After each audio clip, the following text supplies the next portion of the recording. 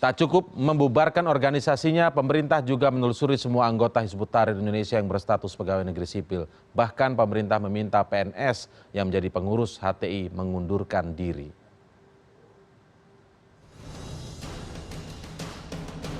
Perpu nomor 2 tahun 2017 tentang Ormas yang belum lama ini disahkan pemerintah ternyata memiliki implikasi yang lebih luas. Perpu yang secara resmi telah digunakan untuk membubarkan Hizbut Tahrir Indonesia itu kini seolah juga menjadi payung hukum untuk menyisir para anggota HTI terutama yang bekerja pada negara. Seperti dikutip dari Detikcom, Menteri Riset, Teknologi dan Pendidikan Tinggi Muhammad Nasir menyatakan akan menelusuri jajarannya mulai dari dosen hingga pegawai perguruan tinggi yang berafiliasi dengan HTI. Adapun Menteri Dalam Negeri Cahyokumolo mengimbau agar PNS yang tercatat sebagai pengurus HTI mengundurkan diri. Dengan organisasi telah dibubarkan, ya berarti anggotanya juga tidak boleh melakukan aktivitas kegiatan yang sama dengan ormas HTI itu. Satu. Nah, PNS itu juga harus hati-hati, harus diukur betul tingkat keterlibatannya. Apakah dia sebagai pengurus, atau dia sebagai kader, atau hanya ikut-ikutan. Nah, kami sudah mengirimkan surat kepada seluruh kepala daerah, harus diseleksi dengan benar. Intinya disadarkan, diingatkan. Kalau dia sebagai pengurus, ya silakan mundur. Sejak digulirkan, Perpu tentang Ormas sudah mengundang pro dan kontra. Meski demikian, pemerintah tetap mengesahkan dan sudah ada ormas yang dibubarkan. Sementara itu, HTI bersama kuasa hukumnya, Yusril Iza Mahendra, kini sedang menempuh upaya hukum untuk melawan melalui uji materi ke Mahkamah Konstitusi. Ya itu orang bodoh saya, HTI-nya sudah dibubarkan. Sudah dibubarkan sudah tidak ada lagi secara hukum. Kok saya tanya pilih pilih HTI atau pilih tetap jadi anggota jadi PNS. Kalau ada orang pemerintah yang ngomong begitu, ya orang pemerintah itu bahlul sendiri gitu. Karena udah tahu dia udah bubar kok, masa suruh milih ada di mana apa gitu. Belum usai pro kontra keabsahan Perpu tentang Ormas, pemerintah pun kini seakan bersih-bersih anggota HTI di tubuh berbagai institusi. Agus Firmansyah, CNN Indonesia. Tidak cukup dengan hanya membubarkan organisasinya, kini pemerintah sedang getol memburu pengikut-pengikut HTI yang berstatus sebagai pegawai negeri sipil, termasuk yang selama ini berkutat di perguruan tinggi negeri. Bagai sebuah aksi bersih-bersih, pemerintah ingin membatasi semua lini yang masih terkait dengan gerakan Hizbut Tahrir Indonesia. Kami membahasnya malam hari ini langsung dengan Hendri Satrio, akademisi politik Universitas Paramadina. Selamat malam, Bang Hendri, terima kasih sudah hadir. Kemudian dari luar studio ada Muradi yang merupakan Ketua Pusat Studi dan Keamanan dari Unpad. Selamat malam, Bang Muradi. Malam Mas Indra, malam Mas Hendri. Baik. Selamat malam Kang. Saya mulai dari Bang Hendri terlebih dahulu. Kalau kita lihat kan tadi selain Kementerian Pemuda dan Olahraga yang membekukan anggaran untuk kuartir nasional Pramuka karena dugaannya ketuanya itu terlibat HTI, Pak Adiaksa Daud tadi disebutkan seperti itu. Kemudian sebelumnya juga Mendagri menyatakan hal yang sama. Di sisi lain ada Kementerian Kemenpan RB juga menyisir atau akan meminta PNS yang anggota HTI mundur. Atau sekarang juga disebut bahkan ini sedang menyusun aturan untuk mengenakan sanksi atau menghukum PNS yang diketahui terlibat HTI. Di sisi lain masih ada lagi, ada Kementerian Ristek Dikti yang menyisir nama-nama dosen-dosen di perguruan tinggi dan akan diumumkan besok kalau tidak salah tanggal 26 Juli yang terlibat HTI. Menurut Anda langkah pemerintah ini memang sebuah hal yang wajar karena setelah dibubarkan organisasinya maka anggota-anggotanya harus dibersihkan, mengingat dalam Perpu juga ada pasal pemidanaan terhadap anggota HTI, anggota ormas yang dibubarkan. Menurut Anda bagaimana? Langkah yang tepat sesuai proporsinya atau bagaimana? Gini, semuanya ini kan lagi-lagi mulainya niat baik ya. Jadi pada saat kita bicara seperti ini kita harus ambil juga niatan baik dari pemerintah. Bahwa ini dianggap membahayakan negara gitu ya. Tapi kalau kita lihat ini kan jadi kemana-mana isunya karena sudah menyangkut tokoh-tokoh politik misalnya. Kenapa? Karena ada menteri-menteri yang mengeluarkan kebijakan. Sehingga kalau kita tarik ujung pangkalnya kan ini kenapa sih awal mulanya nih awal mulanya kan nih heboh-heboh seperti ini adanya pada saat Pilkada Jakarta. Kemudian ada pergerakan Islam yang luar biasa, istana kaget, kemudian langsung ditelusuri. Hasilnya muncul Perpu. Tapi ini nggak kejauhan menghubungkan dengan pilkada. Oh tidak, karena kemudian muncul Perpu ini kayak muncul Perpu ini kan ada ide untuk membuat Perpu. Kemudian Mas Indra ingat kapan Perpu ini dimunculkan? Munculan Perpu ini terlihat seperti tergesa-gesa. Kenapa? Karena waktu itu ada isu reshuffle. Begitu ada isu reshuffle keluar, Perpu keluar, Telegram dihapus. Terus kemudian mulailah kementerian-kementerian lain seperti ingin unjuk gigi mendukung pimpinannya, langkah Pak Jokowi. Artinya Pak Imam Nahrawi kemudian membatasi, hingga saat ini masih membatasi mencegah anggaran untuk pramuka misalnya. Kemudian ada bersih-bersih di PNS dan lain-lain. Padahal sebenarnya kalau konteks pramuka itu katakanlah memang misalnya nih ketuanya itu memang diduga terlibat HTI, nggak ada hubungannya ya? Nggak ada hubungannya juga. Jadi maksud saya gini, kehebohannya terlalu besar menurut saya, Mas Indra. Jadi artinya kalau kemudian HTI dibubarkan dan sudah dibubarkan ya sudah gitu. Saya sih juga setuju-setuju saja. Yang harus kita diskusikan lebih panjang lebar adalah proses pembubarannya. Gitu nanti coba kita dengarkan juga Mas Muradi ini bagaimana nanti analisanya. Karena menurut saya hal ini begitu lari kemana-mana, jadi seperti terlihat lebay juga gitu. Dari berbagai kementerian tadi mengeluarkan kebijakan dan akan mengumumkan nama-nama kita kan kalau nggak salah ada 500.000 atau 600.000 ormas di Indonesia dan ini satu gitu. Dan saya rasa langkah pemerintah ini ya kalau memang ya karena sekarang pemerintah yang mengatur negeri ini ya kita harus patuh juga. Tapi boleh dong kita berdiskusi tentang bagaimana cara-cara. Jadi saya tidak setuju kalau saya dikatakan bahwa rezim ini otoriter. Kenapa? Karena masih ada ruang buat kita berdiskusi. Kalau rezim otoriter nggak bisa. Ini buktinya. Jadi kalau ada bilang, wah ini Perpu ini membuat rezim ini otoriter, saya nggak setuju. Kalau otoriter kita nggak bisa ngomong gini. Tapi bolehlah didiskusikan cara-cara dengan Perpu dan pembubaran sebuah ormas. Pak Yusril kan boleh saja mengajukan Perpu ini ke MK. Tapi artinya ruang diskusi ini harus dipelihara. Sehingga kita tidak lagi kembali ke zaman pada saat kebebasan berpendapat itu tidak terlalu bebas. Baik, saya ingin melihat pendapat dari Bang Muradi. Tadi sempat disebutkan ketika sekarang kementerian-kementerian juga mulai disebutkan tadi unjuk gigi, ada yang menahan anggaran sebuah pramuka begitu ya karena ketuanya diduga HTI dan lain sebagainya. Kemudian ada Kemenpan RB yang juga akan menyisir PNS-PNS dan sedang menyusun aturan begitu, informasi yang kami terima untuk menghukum PNS-PNS yang terlibat HTI, dan juga ada Kemenristek Dikti yang akan disebutkan begitu akan mengumumkan nama-nama dosen yang terlibat HTI besok begitu. Bagaimana menurut Anda? Karena disebutkan tadi dari analis Bang Henry itu disebutkan lebay, berlebihan.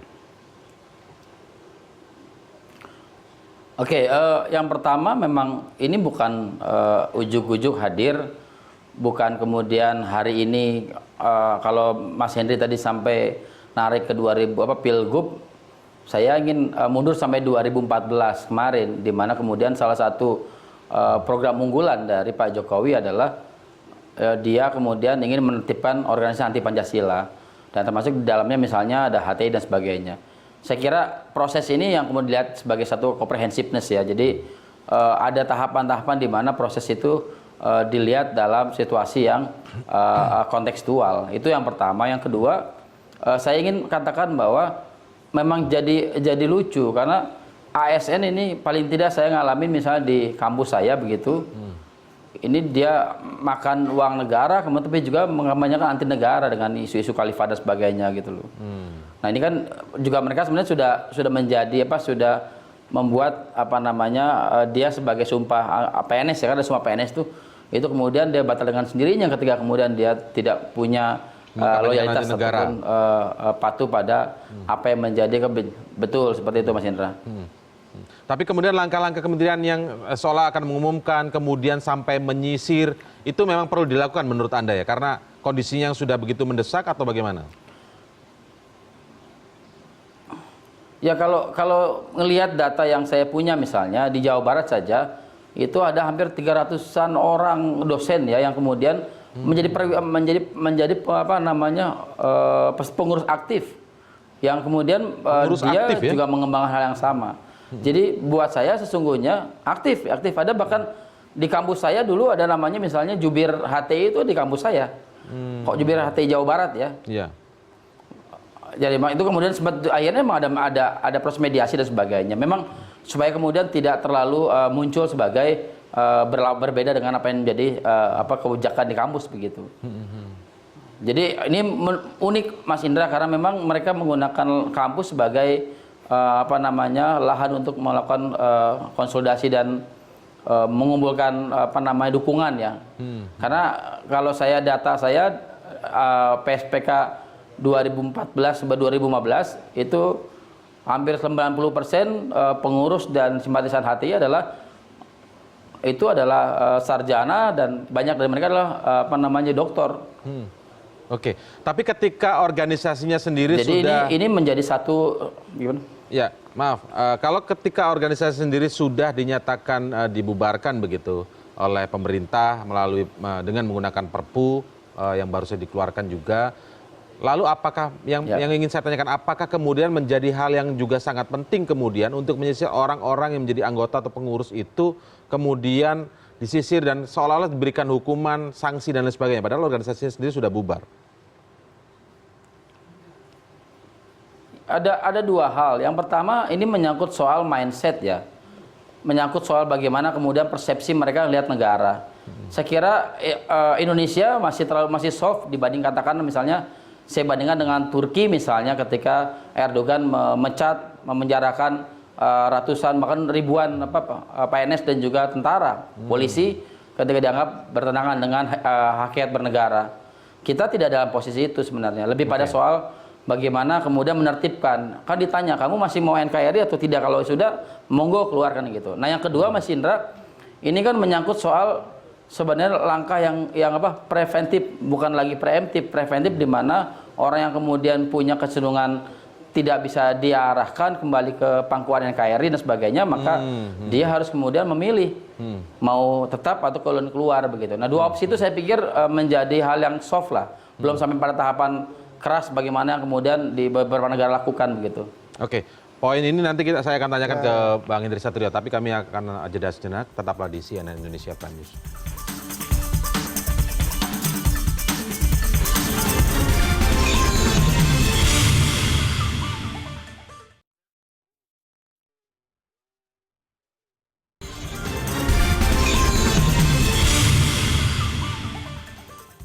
Ya, tadi soal poin yang disampaikan oleh Bang Muradi tadi bahwa setelah dibubarkan organisasinya, maka orang-orang ini mungkin sebagai pengurus aktif dan lain sebagainya, ada yang menyatakan istilahnya disisir, kemudian dikejar, mungkin dicari tahu siapa orangnya, karena ini masalah mindset yang bisa juga sangat membahayakan nanti kalau katakanlah memang itu terbukti nantinya begitu ya, bahwa itu bertentangan dengan ideologi Pancasila. Bagaimana menurut Anda? Nah makanya kan pada saat dibubarkan, HTI ini kan juga waktu itu belum punya kesempatan untuk membela diri juga kan. Dan terus kemudian karena aturannya diubah menjadi Perpu yang tidak makanya akhirnya memang tidak ada kesempatan. Tapi jangan salah kira juga.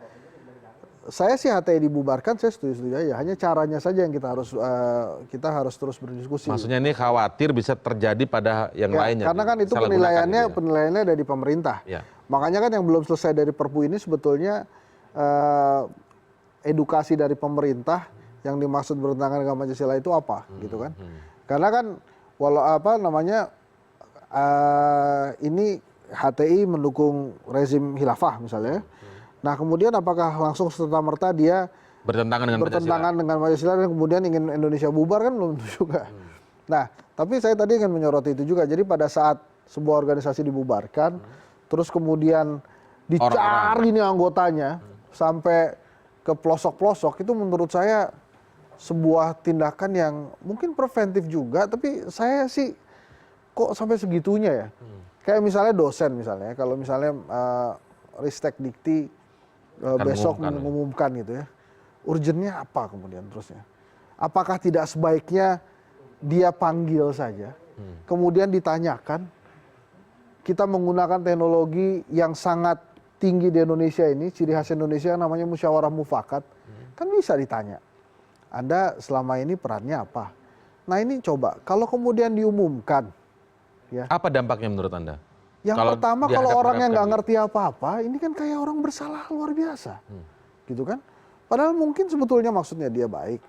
Jadi saya tuh yang heran ini memang seperti tiba-tiba, kemudian bagaikan air bah mau dihabisi semua, yang menurut saya sih terlalu berlebihan ya. Apalagi kalau kemudian langsung diumumkan. Saya sih lebih senang dalam case HTI ini pemerintah menjalankan sebuah metode yang biasa disampaikan atau yang biasa dilaksanakan oleh Jokowi. Apa itu ya? Belusukan, bicara langsung. Oh, menurut Anda itu Kecuali memang Pak Jokowi merasa tidak perlu lagi bicara dengan anggota HTI. Tapi bayangkan kalau seorang dosen yang selama ini mengajar, dia kemudian memiliki sebuah dedikasi ke ilmu pengetahuan gitu ya. Terus kemudian diumumkan layaknya dia pemberontak gitu ya. Menurut saya sangat tidak baik juga buat dampaknya. rezim ini dan sangat tidak baik buat rezim kedepannya. Dan ini akan dicatat oleh sejarah bahwa setelah pasca reformasi ada rezim melakukan ini. Lagi-lagi ya Mas Indra, saya perlu garis bawahi, HTI dibubarkan setuju atau tidak, saya setuju. Cara membubarkannya kita harus diskusi. Apakah kemudian rezim ini otoriter, saya tidak setuju juga karena tidak setuju disebut otoriter menurut Anda ya? ya karena kita masih bisa berdiskusi.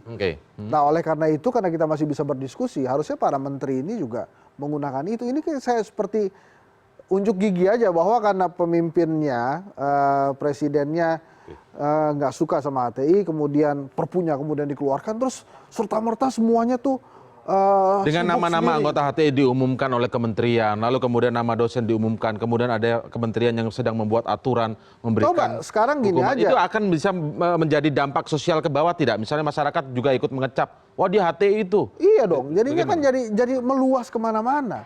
Sekarang saya tanya, apakah istana berani menjamin bahwa relawan steril semua? Itu aja dulu. Berani nggak? Apakah istana Berani menjamin bahwa relawan Jokowi JK kemarin itu steril dari HTI? Coba saja itu juga dicek dulu.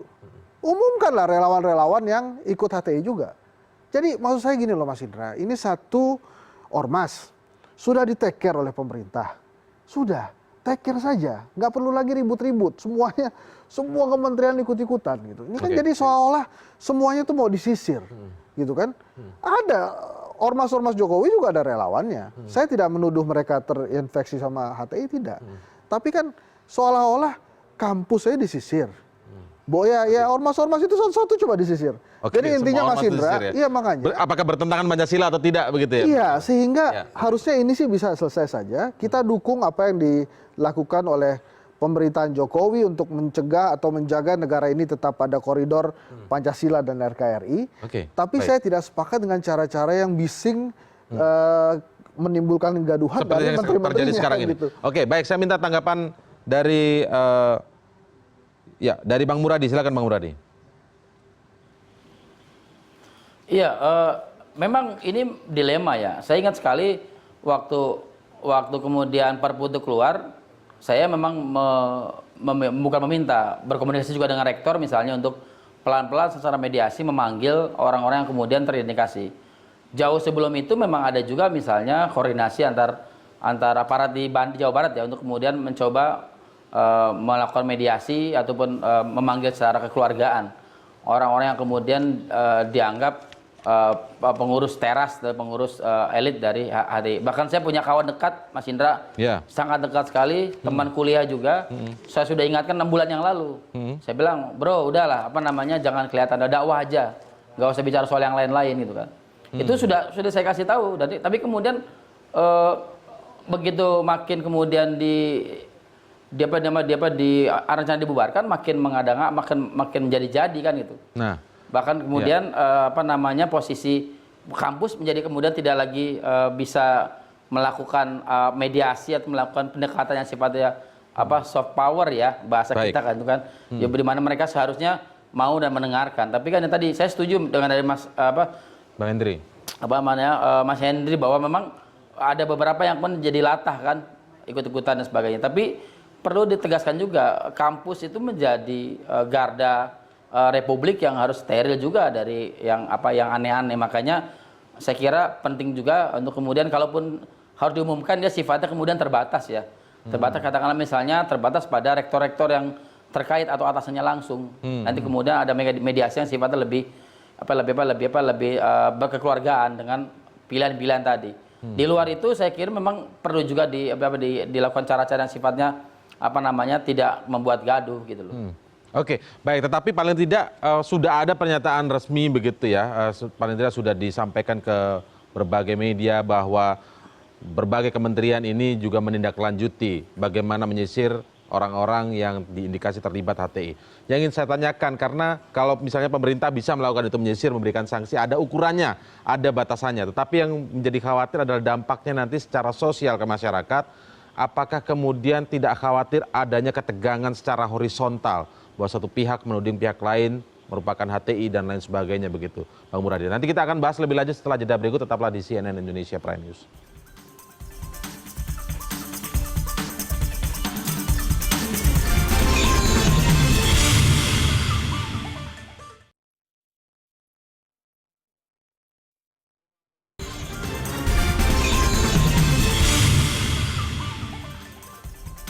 Baik, saya ingin mencoba memotret kali ini agar tidak mengulang masalah lalu ketika sebuah organisasi atau partai, kalau dulu ya, mungkin kondisinya tidak seperti itu, tetapi yang membahayakan karena ini kultur masyarakat yang masih sama masyarakat Indonesia. Khawatirnya ketika pemerintah bertindak A, maka di bawah bisa bertindak lebih dari A, begitu. Ketika pemerintah dalam hal ini kementerian-kementerian mulai menyisir, HTI dibubarkan. Oke, tadi Anda bilang itu setuju begitu, walaupun caranya yang perlu didiskusikan. Tapi kemudian kementerian-kementeriannya sudah mulai bertindak menyisir nama-nama dan lain sebagainya seperti yang kita bahas sebelumnya.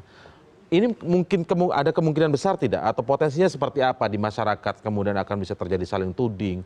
Oh dia saudaranya itu HTI, oh dia itu HTI. Padahal dia sendiri mungkin tidak tahu HTI itu apa dan lain sebagainya. Mungkin tidak ini akan bisa menjadi terjadi di bawah. Iya, karena saya rasa sedikit sekali juga orang yang tidak terlibat HTI kemudian mencari tahu tentang HTI gitu. Yang mereka tahu pastinya dari media massa, dari media sosial HTI dibubarkan. Saya sih senang juga pemerintah melakukan tindakan yang tegas seperti ini. Hanya saja memang kegaduhan latah yang tadi kata Pak Mas Muradi itu katakan sebaiknya tidak dilakukan gitu. Misalnya contohnya Menpora menahan anggaran pramuka karena ketuanya dianggap terlibat. HTI. Ganti aja ketuanya. Bisa pasti pemerintah itu mengganti ketua pramuka. Orang parpol. Kenapa seolah sekarang mau memanggil ketuanya dulu agar bisa anggarannya cair begitu langsung ya? Aja. Kan parpol pun begitu juga. Iya. Istilahnya pemerintah punya wewenang, kemudian punya kemampuan untuk itu. Sehingga pramuka ini juga tidak dicap sebagai antek-antek HTI kan. Kan ini kalau polemiknya kelamaan seperti ini kan akhirnya publik juga bisa jadi salah tangkap karena akan ada noise communications di sana. Jadi orang juga bisa salah terka dan salah tangkap gitu. So artinya kalau misalnya ada ini ya, dan dilihat ada indikasi ke sana ganti saja. Toh pramuka kan bukan cuma Hadiaksa Daud aja. Jadi maksud saya langsung seperti itu aja Mas Indra. Dan pastinya kedepankan juga musyawarah untuk mufakat. Nah ini kan katanya sudah kirim surat, cuma Pak Menterinya bilang belum terima suratnya, belum ada di mejanya gitu kan. Ya saya percayalah sama Pak Menteri kan. Nah tapi ini harus diselesaikan. Walaupun ini alasan yang sering digunakan. Ya, belum terima suratnya. Tapi gini loh Mas Indra, maksud saya polemik HTI ini harusnya bisa selesai. Karena kan Jokowi sendiri presiden sudah mengatakan negara-negara lain sudah bicara tentang big loop gitu ya. Hal yang lebih besar lagi gitu. Sementara kita jangan ngurusin yang begini lagi. Nggak usah lah. Udah ini sudah ada yang urus. Ada Menko Polhukam yang urus. Kemudian ada Menteri Pertahanan. Sudah, ini bereskan saja. Dan kita selesai, kita bicara yang lain. Jadi tidak perlu terlalu khawatir dengan orang-orang yang dulu pengurus HTI ketika organisasi dibubarkan, kemudian bisa menimbulkan justru radikalisme. Misalnya begini, ketika semakin ditekan organisasi sudah dibubarkan, orang-orangnya masih disisir, kerjaannya sebagai dosen terancam, pekerjaan sebagai PNS terancam, bahkan mungkin akan diberi sanksi sosial seperti diumumkan. Masyarakat bisa menilai akhirnya seperti itu begitu. Perlakuan terhadap Gavatar kalau kita ingat. Ini bisa memicu radikalisme tersendiri tidak menurut Anda? Saya yakin bisa. Namanya orang ditekan kan pasti dia akan berontak. Tapi saya percaya sama pemerintah bahwa mereka sudah punya sistem untuk mencegah hal ini. Tapi dengan mengumumkan orang-orang yang terlibat HTI secara umum gitu ke publik, saya sih nggak setuju. Saya setuju caranya Mas Muradi. Umumkan saja ke atasannya ini dan tidak perlu ada sebuah Terbatas, sanksi-sanksi. Ini adalah anggota-anggota yang dosen-dosen Anda. Jadi maksudnya diawasi saja cukup? Diawasi saja, kemudian Baik. tapi dipantau dengan ketat. Jadi artinya harus dicegah agar orang-orang ini tidak menularkan hal yang sama ke ormas-ormas lainnya. Lagi-lagi memang mari kita musyawarah terutama untuk Perpu ini. Besok kan katanya akan ada lobby-lobby untuk disahkan menjadi undang-undang. Nah, ini coba kita lihat lagi sebuah proses yang menurut saya perlu dicatat di sejarah demokrasi Indonesia. Baik, Bang Muradi, terakhir sebagai penutup, bagaimana menurut Anda begitu agar kemudian ketegasan terhadap ormas yang disebut memang anti Pancasila, kalaupun nanti juga misalnya akan terbukti misalnya di pengadilan, walaupun setelah dibubarkan begitu ya, mekanisme yang berbeda antara Perpu dan Undang-Undang Ormas yang lama begitu. Nah, bagaimana caranya ketegasan untuk membubarkan ormas-ormas yang dinilai anti Pancasila ini, tetapi kemudian tidak mengulang trauma seperti masa lalu, mungkin seperti saya kutip di tahun 1965 dan lain sebagainya, mengejar orang-orangnya yang bisa saja nanti di masyarakat bawah, di antara masyarakat di hubungan secara horizontal itu bisa terjadi kegaduhan yang tidak produktif dan bisa merugikan bangsa ini sendiri. Ya, pertama memang sebenarnya dari awal saya bicara di kampus ya, di Mendristek Dikti lah ya. Itu kan mereka sudah punya data itu. Kemudian juga mereka juga sudah sebagian minimal di kampus saya sudah memanggil persuasif dan sebagainya. Nah, tinggal besok kalaupun misalnya Mendristek Dikti mengumumkan, itu lebih kepada soal penegasan menjadi guidance buat rektor dan pimpinan perguruan tinggi untuk kemudian melakukan persuasi. Setidaknya misalnya kan ini orang-orang ini bukan orang-orang anak baru kemarin ya. Sebagian bahkan di kampus saya udah doktor dan punya tingkat intelektual yang relatif tinggi gitu. Itu kan bisa diajak ngobrol sebenarnya. Dan pilihan-pilihan itu menjadi menarik karena mereka sendiri kadang-kadang juga confuse antara berdakwah dalam artian dakwah sebagai agama dengan mewujudkan khilafah sebagai satu sistem politik yang mereka mau bangun. Jadi kadang-kadang saya sendiri begitu mereka berdakwah nyaman, begitu udah bicara mengarahkan ke khilafah dan segala macam. Ini ada beda nih saya bilang nih, makanya itu yang kedua mungkin penting juga misalnya saya setuju dengan Mas Henry tadi bahwa polemik ini disudahi dengan asumsi bahwa orang-orang yang kemudian terdata tadi dibina saja, diserahkan ke masing-masing perguruan tinggi, kalau masing-masing kementerian segala. Nah yang ketiga, saya kira penting juga kita melakukan hal yang lebih positif ya, bahwa membangun negara dengan pendekatan yang lebih komprehensif itu menjadi lebih penting ketimbang menjadikan isu-isu lama sebagai kendaraan politik begitu. Oke, baik. Itu tadi poin, semoga kita dapat mengambil hikmahnya bahwa memang bukan saja tujuannya kemudian membuat kegaduhan, apalagi sampai semoga tidak terjadi implikasinya atau dampaknya ketika ke masyarakat di sosial begitu ya, di masyarakat akan terjadi sanksi sosial dan saling tuding. Terima kasih Bang Hendri, terima kasih Bang Muradi telah bergabung bersama kami malam hari ini, dan rangkuman fokus bahasan kami malam ini tetap akan segera hadir setelah jeda berikut ini.